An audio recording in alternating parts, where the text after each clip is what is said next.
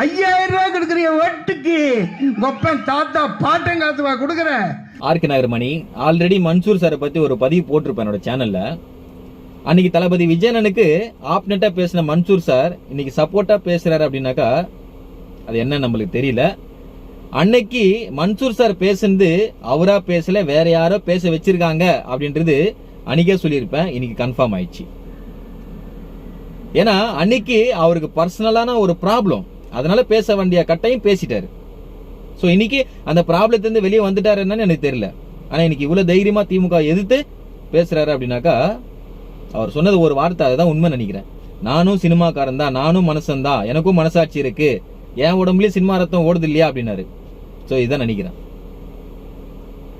2000 ரூபாய் கொடுத்து உன்னை யாரு படம் பார்க்க சொன்னா? எந்த நடிகராவது, எந்த ஹீரோவாவது, எந்த ப்ரொடியூசராவது 2000 ரூபாய் கொடுத்து படம் பாருன்னு சொல்றாங்களா? உங்ககிட்ட இருக்கு, நீ போய் பாக்குற. 2000 ரூபாய் டிக்கெட் விற்கிறது தப்பு அப்படின்னாக்கா 5000 ரூபாய்க்கு ஓட்டு விற்கிறது தப்பு தானே அப்படின்னு கேக்குறாரு. கரெக்டா இல்ல? நீங்களே சொல்லுங்க. அன்னைக்கு பேசுனது வேற யாரோ பேச வச்சுது, இன்னைக்கு இவரு தான் பேசுறாரு, கரெக்டா பேசுறாரு. நன்றி மன்சூர் சார், வாழ்த்துக்கள். நான் நியாயத்து பக்கம் எப்பவும் நிப்பேன்.